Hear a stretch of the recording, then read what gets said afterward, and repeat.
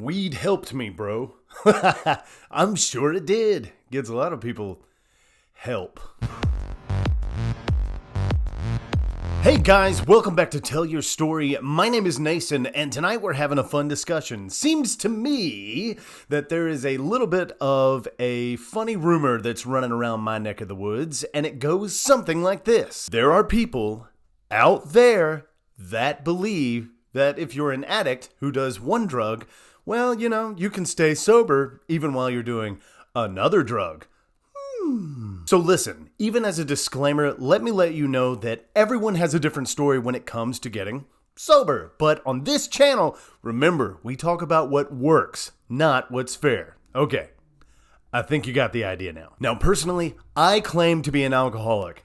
I think if you've watched me, you're pretty clear on that by now. So what if I said that, as an alcoholic, I don't have a problem with marijuana, so you know what? I think I'll go smoke some weed. Likewise, maybe I've got a problem with heroin, but I can go out and get a little cocaine every now and then. A little toot toot. Simply what I'm saying is that a lot of addicts out there call themselves addicts. They're not specific. They're not saying drug addict or alcoholic. So maybe they don't conform to the idea of abstinence from mind-altering substances. Some people go out there and they're like, well, I've got a problem with alcohol, but I don't have a problem with another. So folks, substitute one for the other. Is that like taking one really bad evil for a lesser evil?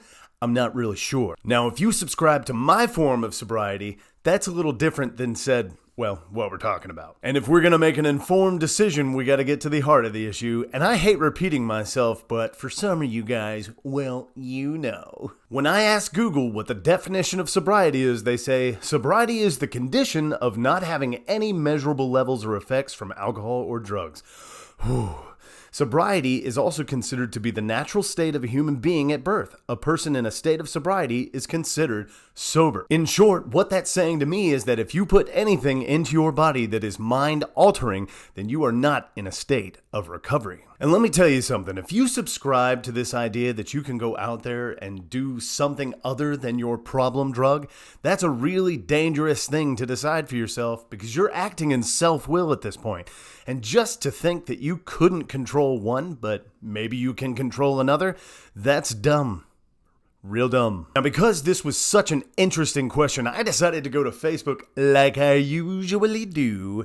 And you guys gave so many good answers. Thank you. And we'll start it off like this. A friend of mine said, I personally cannot commingle with other psychoactive, euphoria-inducing chemical compounds outside of my personal DOC. If I intend to stay always away from it and or continue leading a simpler and clean and moralistic lifestyle, if just most simply because in one way or another, doing so will eventually set me up on a crash course of inevitability and slam me into direct contact with the illustrious DOC of infamy. This answer was super detailed, but I got the finer points. I believe there is a difference between a person with the disease of alcoholism, addiction, and someone who is a problem drinker or drug user. The big book of Alcoholics Anonymous talks about it in terms of there being only one solution for the real alcoholic: entire abstinence. The problem is that no one wants to believe that he or she is actually in that class, so unfortunately, most have to go out and try some controlled drinking or drugging to get the knowledge and acceptance of his or her own situation. That is completely true.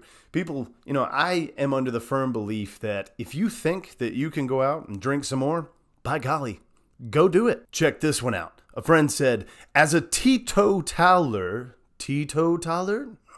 Okay. I think the more normal people probably could. I'm not normal. I can't drink and not smoke crack. I'm an alcoholic and an addict. Maybe the problem drinker can do a few lines on the weekend and not have a cocaine addiction. Maybe the heavy heroin user can have a drink on the weekend and not have an alcoholic problem. But I can't do that. I'm with you there, bro. Here's looking out. Here's a good one. Asking myself this question is actually what rocketed me into the worst years of my active addiction. I cannot place any mind or mood-altering substances in my body, be it solid or liquid, and expect anything other than a negative shift in my thinking and behavior. That means even if I've stopped drugs, I cannot start drinking, and if I have stopped drinking, I cannot start drugs. Yeah, I think she went on to say that it's the entire abstinence of mind-altering substances that keeps her sober. Well, to be honest, that's the only path I'm on too. It may not be fair, but it works. Here's the big idea. When we decided that we couldn't control this specific mind-altering substance, we decided to get on a road of abstinence. We decided to clear the fog in our head, get some clarity. I made a video on that. When I and so many others decided to get sober, we made a change. One, in the actions that we made every day, the decisions that we made every day, and we decided to do things different in choice. And making different choices has bettered our lives in so many ways. 1, health. 2, relationships. 3, just overall wellness and how we feel every day. If you want to go back out there and dabble in a little toot, by all means do so, but don't go crying to me when you come back and you're an addict of a new form. But if you do cross over that train, let me know, because I'd like to know how it's going for you and if you've been successful.